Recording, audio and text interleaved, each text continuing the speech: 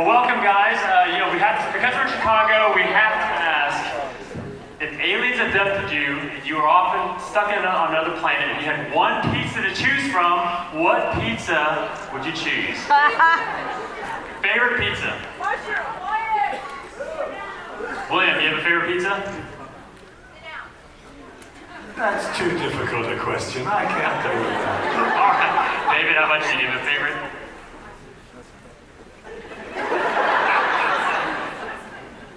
Chicago. I think that's Scarecrow right there. That guy right there. Well, thank you so much for joining us in Chicago, and obviously a room full of fans, many that couldn't even get into the room. So much love.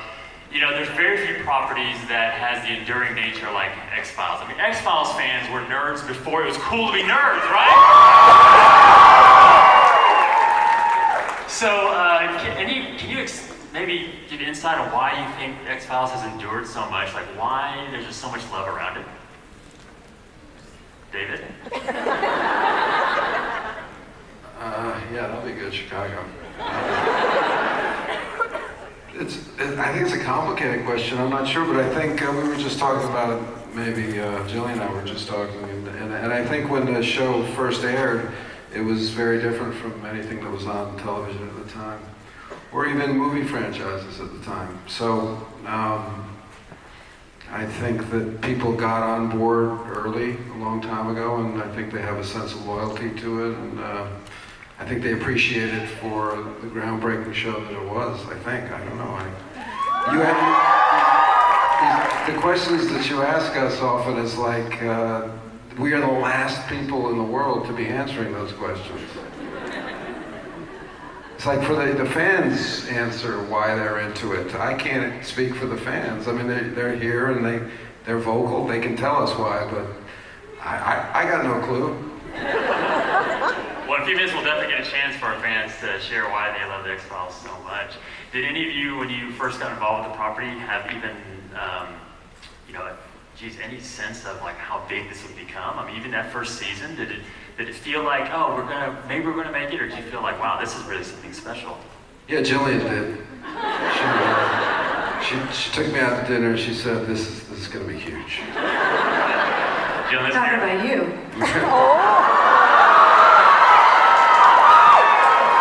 No, I don't think.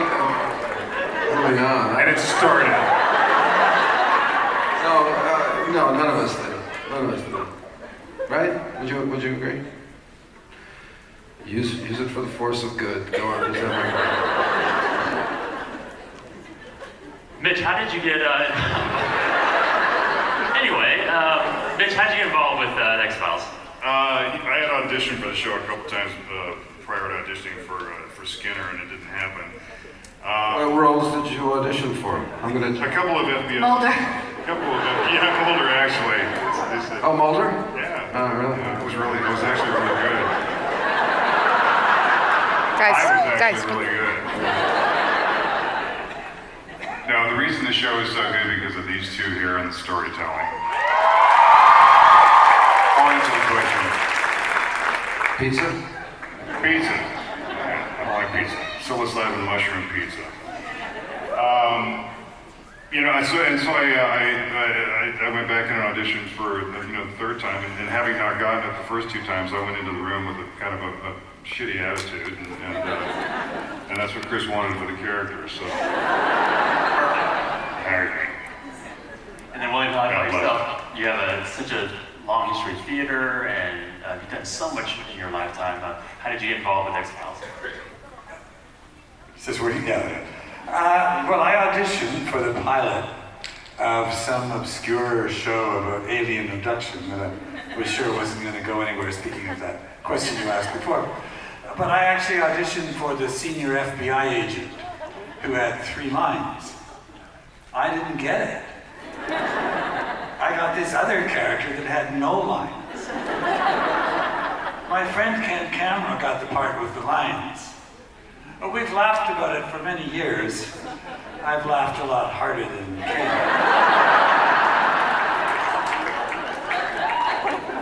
And how about first impressions when you first met each other?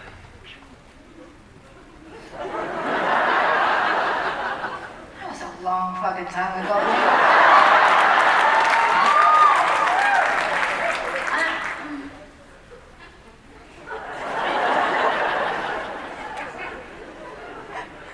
I can remember the first scene that I had was with Gillian, and she came into my office, and it was in a restaurant, and I saw this cute little redhead in a waitress outfit, and I said to David, I said, "Who's that?" And he said, "That's Arlene." And I said, How did he know her name? She was your body double.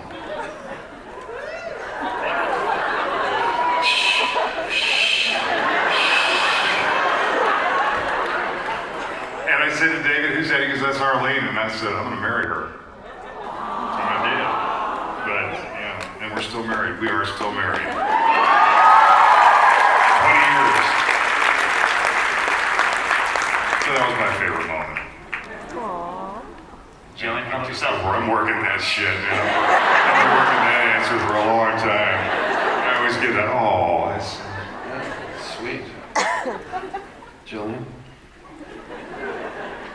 Favorite memory, moment, experience that you There were a couple scenes where you turned to me and you said, "I'm going to marry that dude."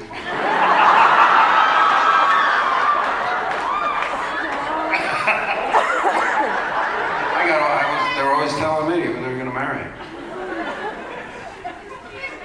What was your favorite memory?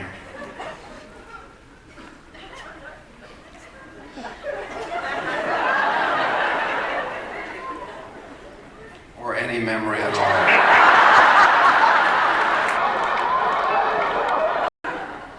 That time when I cried, that was good.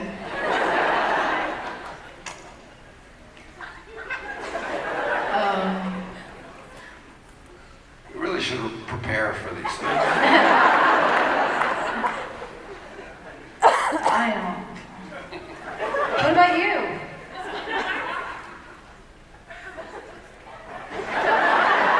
William, can you help them out a little bit? Or? You know, it was, just many memories, right? I don't know about favorite, but just what I flashed on was doing that stuff during the pilot when we were out in the rain trying to get all those.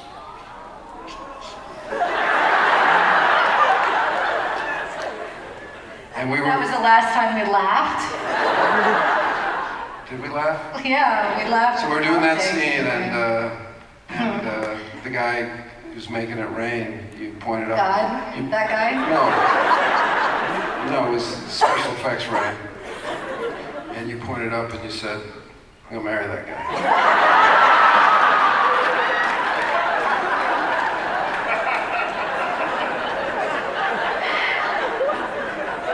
And his name was Arlene.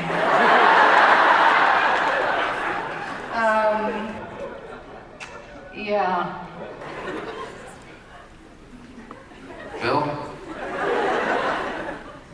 God, you're brown, Bill. Look at how brown your hands are. Have you been on holiday? Well, we've been doing a little water skiing, you know. Yeah. Oh, you been water skating again? Yeah. Good. Yeah, of course. You know, this is true that Bill is an expert water skier, which you guys don't know. Do any of you know that Bill is an expert water skier? You know that? One of my favorite moments, now that you mentioned it, I had a scene with your mother, Mrs. Mulder. Oh, now this is Duchovny. No, not It's gonna get real there. and we're talking about Mr. Mulder, how we're down by the lake, and I'm saying, you know, Mr. Mulder was a pretty good water skier.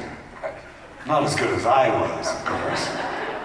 And then I added, which could be said about many other things. And that's how we know I'm his father.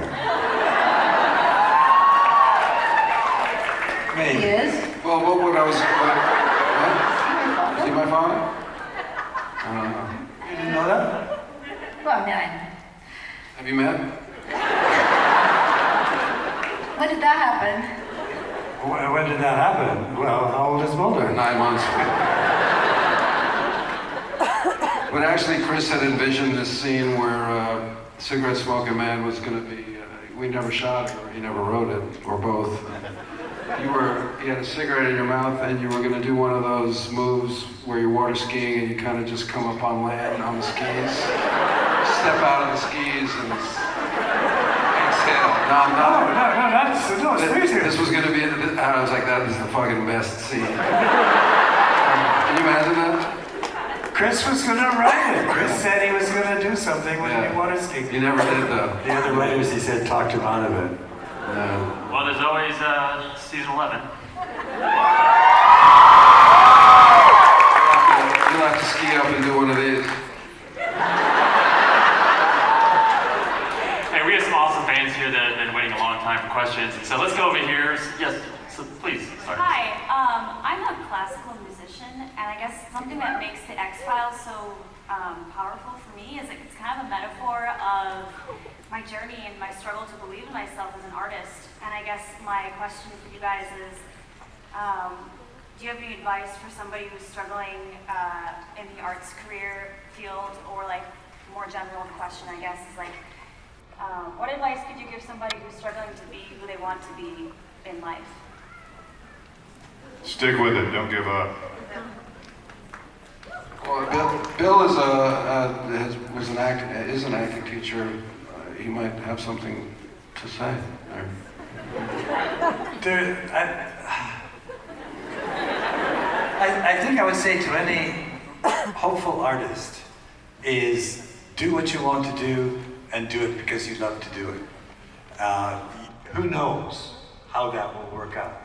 You know, as a classical musician, I've read about how you have to audition for chairs in symphonies and you have to hide behind a screen and so your skill will out, I guess.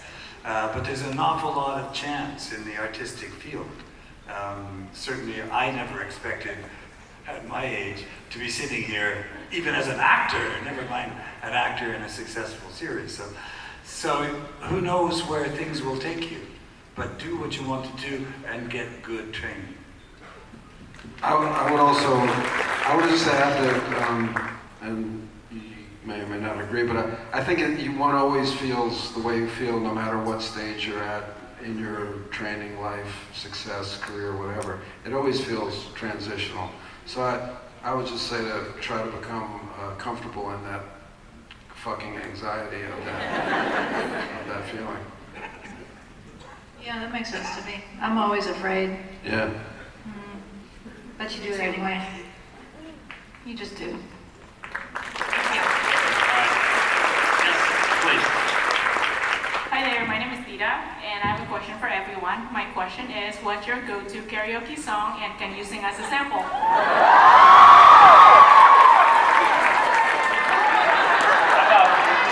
We may have to let Mitch represent. Mitch is going to sing for all of us. Mitch? He's from Fiddler on the Roof. No, I'm not going to sing for all of it. No? At all, no. Come on, Mitch! This is the man. This is the No, singer. This is the I don't. Here, performer. I'll tell you the truth. Shut up, Walt. I'll tell you the truth. It's I've never done karaoke. I don't have a karaoke song. I would be terrified of doing karaoke. Have you ever done karaoke? No. Bill? I have to admit, I have.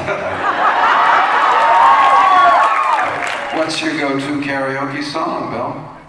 But I can't sing. Well, that's the point. I don't know what song. Oh, I think we sang On Top of Old Smoky. It sounds like a rockin' karaoke. Wow. This is where we turn it on you. Do you want to sing your favorite song? It's gonna be the X-Files theme. Do it. All right. Quick.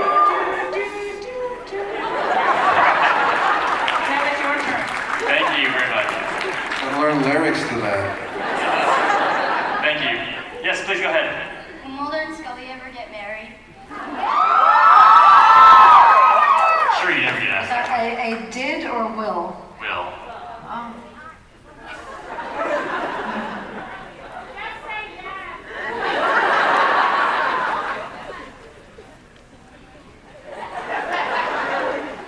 I don't think you want them to.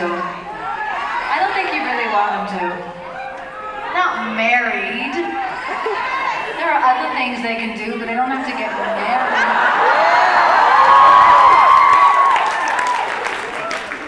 Right? There you go. All right. Go ahead. I thought they were. All right, you're in a room full of geeks, and what I want to know is, what do you guys geek out about? There's a lot of judgment here, so prepare yourself.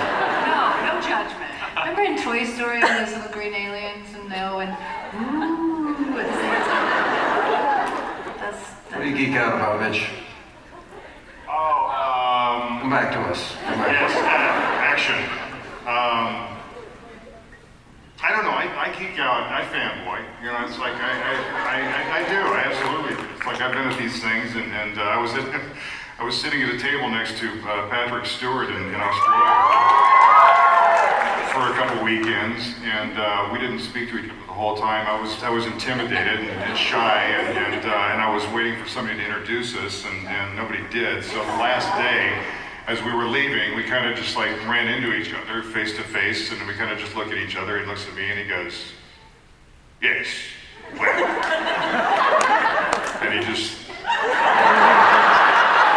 Because I was kind of like starstruck, and I was like, you know, I didn't know what I was geeking out, you know. I was doing what you guys do, and I felt like an idiot that I didn't, you know, just say, Sir Patrick Stewart. I didn't do it. He was waiting, I think, and he just decided, well, this idiot's not going to speak, so I'm leaving. That's my answer. I'd geek out if I met Obama. What about? I would if I was standing in front of him. I think I would. My daughter too. She's like, Obama's my bae. You should meet Justin Trudeau. Trudeau, yeah, Trudeau. We love Trudeau. Canadian. Who's that? I was actually out to dinner with my daughter a couple weeks ago, and we ran into John McEnroe, who I know a little bit, and I said to my daughter, "You have no idea who this is, but I'm going to fangirl all over him." So excuse me. And then I was just like, "Oh, John." It's awesome. Thank you. Yes, go ahead. Overall, animal and stuff like that. But for me, I'm a big fan also. I love the X-Files, but I'm a big fan of Twin. But they're doing the TV show. Any idea at all for you to their little cameo role or not? For you? Because you were in it. You were in it, and they're still there. So overall, any idea or not? Or you just don't know yet? I feel like I should have my lawyer with me. Actually, it's all very hush-hush. I don't know what I can say, but yeah. Those guys are serious about their confidentiality. Okay, I'll say no that. problem. Yeah, you don't want to fuck with them. You don't know what you're treading on. So. No problem. That's it.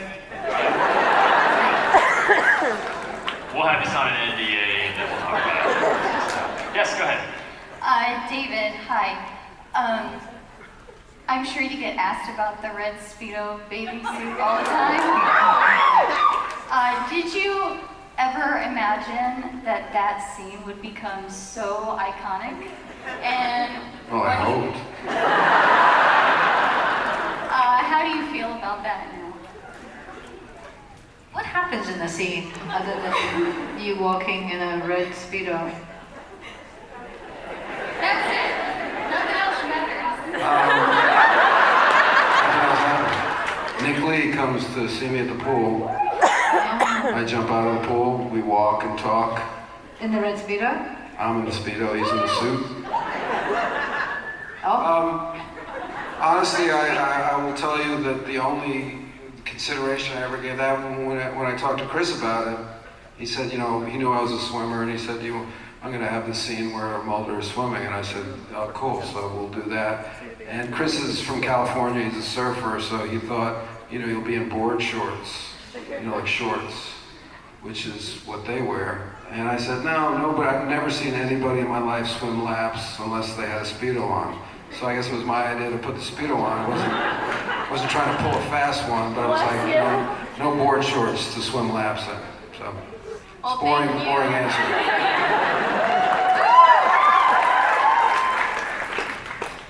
Yes, go ahead.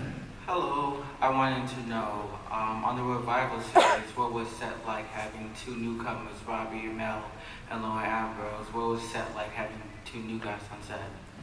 Good question. Yeah, it was strange. It was strange because they looked like mini versions of us, and I think, but it was, and they were a lot more enthusiastic than we ever were. You know, in their desire to do it, and also in their acting style. So it was very interesting.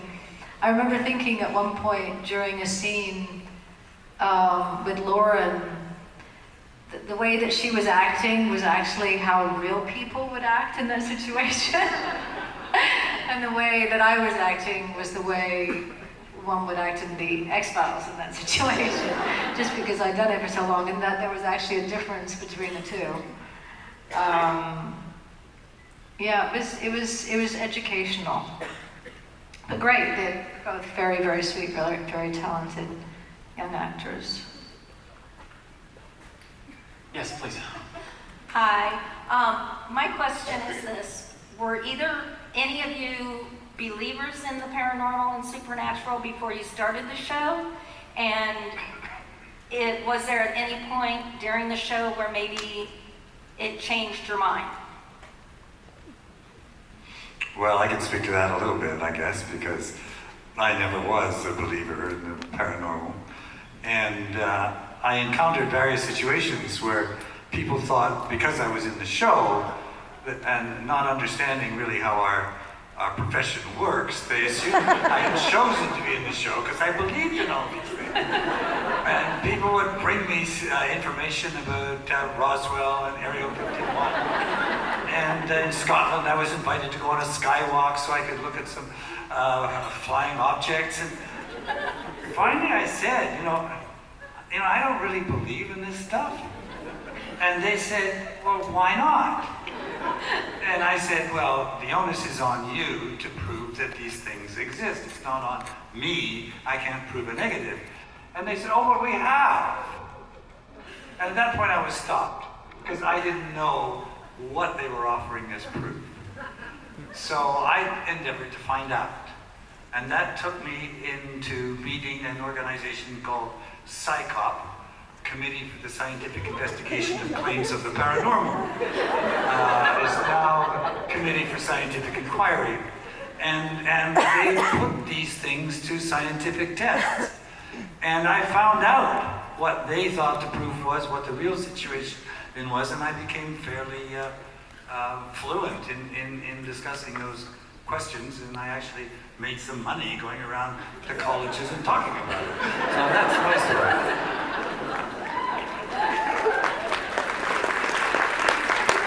Did you end up saying that you believed, or no? Just that you got paid to pretend like you believed. I got paid to believe. I just worked out. Great, thank you.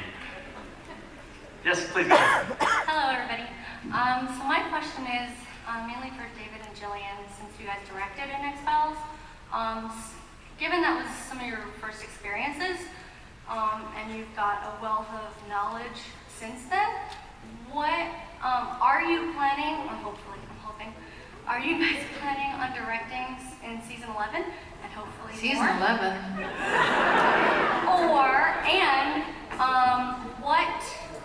What have you learned since X-Files to now that you would bring to your director? Wait, can I just ask a question? Is there an assumption that we are going to do a season 11? I mean, is that something something that you guys think is a given, or is that something that you're still, that there's a still question? I mean, this is a serious question, or that there's still a question mark? Okay, Gillian, David and Gillian, seriously, all four of you. 20 million people? 20 million people, really? Like, I thought it was more than 20 million people. But the first 20 million were the really ones that counted. What was the,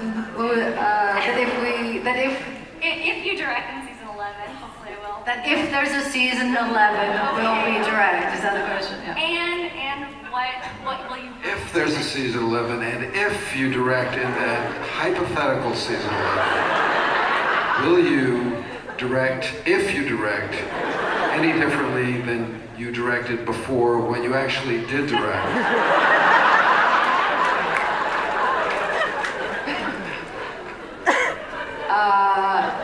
If I were to direct again in any time of my life, I would hope to direct better than I directed the first time. Would be my answer. You did so good in all things. Sorry? You did so great in all things. Thank you. That's very sweet of you to say, but I completely forgot about the actors. I remember thinking when I was on set that I had nothing to say to them. That I had no. I spent time. I set up all my shots. I was completely prepared. I felt confident in what I was doing. But I had not for 1 second considered how to communicate with the actors what I needed from them in the scenes, and I think it shows.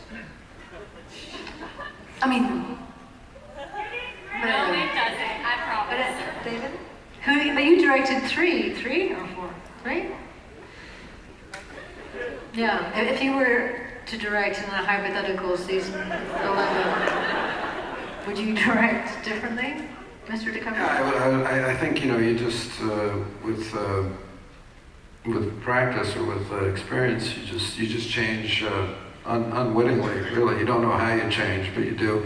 But I think what Gillian is speaking to is the fact that when you first start, especially on our show, which was technically demanding, and we're not coming from the technical aspect of directing it, so we would have been intimidated by a shot list or where to put the camera and all these things. I think when you first start to do it, that's all you're thinking about. I think that's what Gillian is saying. So I think that's true. So I think once you relax, once you do it once or twice, then you realize that it's going to get done, and you can relax and address other things, like talking to the actors or the guy who wants to do that, really. I think most directors forget about the actors anyway. So I gotta say, I love what you're doing. You like the grumpy uncle today.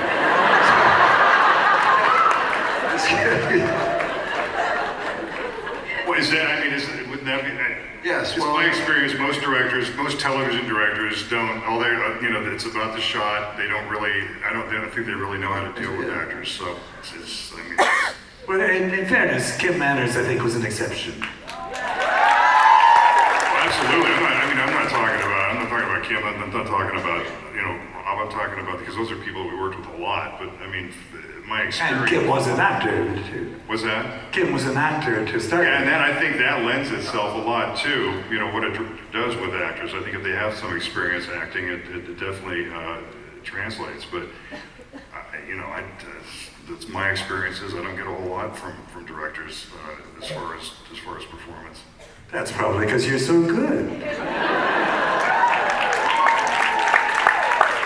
Because they're scared shitless. That may be part of it too. Well, the truth is that when you get a director on a TV show, they're coming in, where the people have been doing it for a long time, and they kind of they own their characters. But you mentioned Kim, and one of the things that Kim would always do is he'd say to me every week or whenever he was directing, he'd say, we've never seen Mulder like this. We've never seen Mulder. I was like, Kim, you said that last week. Just leave me alone. No, we've never seen him like this. We've never seen him. I kick it in the ass. Well, you know, for X-Files fans, there's an iconic picture, one of the most famous ones from X-Files, of Gillian, you're licking Duchovny's face. And so we went to Twitter, we just asked, hey, like, what's your questions for the cast of X-Files? And I kid you not, the overwhelming question, Gillian, is, what does David taste like? I want to know from that picture. How would you describe Avocado.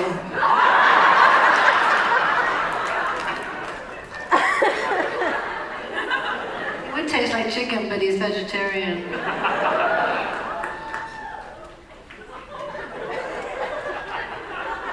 Hard to describe, really.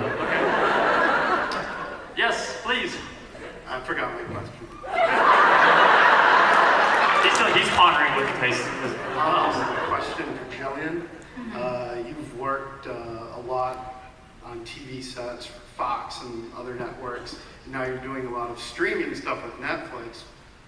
What are some of the biggest changes you've seen from working for big TV studios and working for online streaming stuff?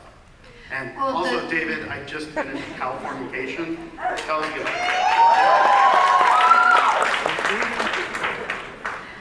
Motherfucker.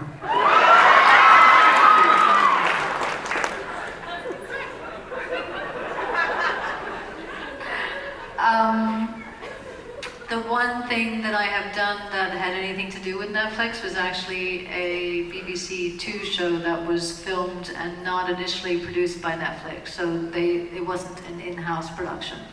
It was made for BBC Two, and then Netflix came on board and produced it, so to speak, to air it in the States and other regions. And then in the second and third seasons, they ended up putting a little bit of money into it so that they could have a piece of it. I haven't actually really had a proper experience working directly with a streaming network, although I will say that probably Netflix was the best and only place for that particular series to live and survive. And so, I mean, the other options I think at the time were either PBS, which it was not going to work on. I'm talking about a series called The Fall, which is, it's very dark serial killer series, or also BBC America wasn't really right for it. So the fact that Netflix stepped in kind of saved the day and was the perfect venue for us. American Gods, too. Are you going to be in that? I am in a few episodes of American Gods, yeah, which is, yeah. But I mean, my understanding from what's happening in the world today and what will continue to happen with streaming is that eventually that's all it will be, and there, yeah. Thank you. And David, I don't want time to pass without talking a little bit about, you have a new novel that came out, Bucky effing Dent. Can you tease us a little bit about what that book's about and maybe the source of the title? The title comes from, Bucky Dent was a baseball player in the 70s. And he's got the copy, yeah. And he hit a home run against the Red Sox, which broke their hearts because they hadn't won a championship in I don't know how many years, 68 years or something like that. Anyway, I was up around my in-laws' house in Massachusetts, and these guys were working on the roof while I was in the house, and I heard one of them just said Bucky fucking Dent, blah, blah, blah, blah, Bucky fucking Dent, and it just made me laugh, and I called up and I said, what did you just say, Bucky fucking Dent? He was a hero in New York, I just knew him as Bucky Dent, but in Boston he's a villain, he's Bucky fucking Dent. So it always made me laugh, and it made sense for the book, and you'll have to read it to figure out exactly why. Right. Can I get copies of this here at the show? Yeah. Yeah. I'm going to do a little reading, I think, tomorrow here. Gillian, you're also a spokesperson for neurofibromatosis. Can you tell us why it's so important to you and what you're trying to accomplish with that cause? Sure. Yeah. Okay. When my brother was 3 years old, he was diagnosed with a disease called neurofibromatosis, and so our family, specifically my mom, educated herself about the disease. And when I started working on the X-Files, I was asked if I would become an ambassador, a patron of one of the organizations, Neurofibromatosis Inc., to help raise awareness and raise funds, etc. My brother passed away, age 30, 4 years ago, from a brain tumor that was, they believed, was connected to the disease. And I continue to do work in support of the charity and raise money for it. It's a neurological disease that affects the nerves in the body and manifests in cafe au lait spots and tumors and learning disabilities and sometimes blindness and various other forms can manifest. Anyway, he had a very, very mild form of it, and there were no real signs of it beyond the cafe au lait spots until the brain tumor was discovered. So yeah, that's why. Thank you so much for raising awareness. Unfortunately, we only have time for one last question, so we're gonna go over here, so make it a good one. It's not that good, but my question Okay, we're gonna go over here. My question's for Gillian, I guess. I've had the privilege to be able to interact with all you guys at different conventions, but I was just wondering if Hannibal reconvenes, will you be a part of it? And I wanted to show you my tattoo. I got a badass tattoo of Mulder. I'm going to put all of you on my arm, but either way, my question Don't. Just stop. I'm a sufferer of my generation. But anyway, that's my question. About Hannibal. What was the first part? Oh, Hannibal. Will you be a part I of don't it? think, Brian's a busy guy. I know, that's what He's a really busy guy. I mean, but I don't know, there could be things percolating that I have no idea about. I don't know. All right. I don't know. And in a minute, I'm gonna auction off this t-shirt. Yeah.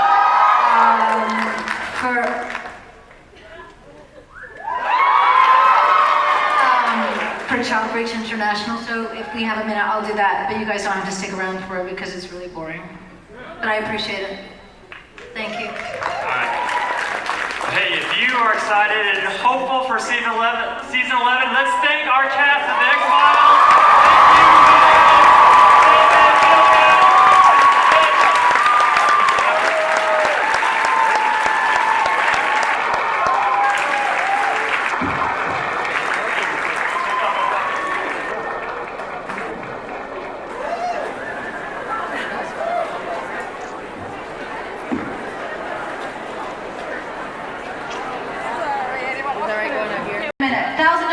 Anybody?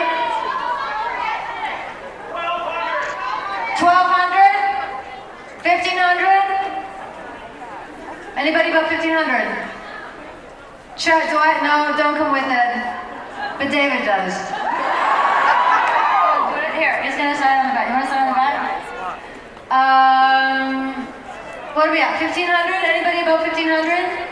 You can come backstage and meet us, and we'll give you a hug. No, she's actually going to take it off right here, so let's get those bids up. Come on, guys. Will you sign it too? Will you sign it too? And Mitch, anybody above 1,500? Are you? It's 1,600? 1,700? We've got a 17 over here. Is there an 18? Sorry? 18? 2,000? Anybody above 2,000? It's going. It's going to walk off the stage. Anybody above 2,000? Smells really good. Smells really good. 2,000? 2,100? 2,200? No? Anybody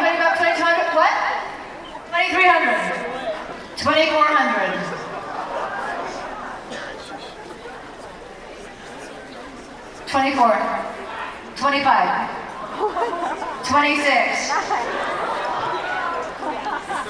2650, 2700. Anybody about 2700?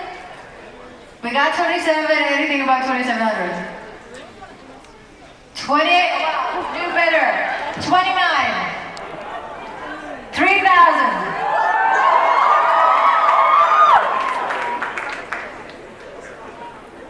Anybody about $3 grand? Sounds like she's got it. Here it goes, it's going. All right, thank you. You want to come backstage?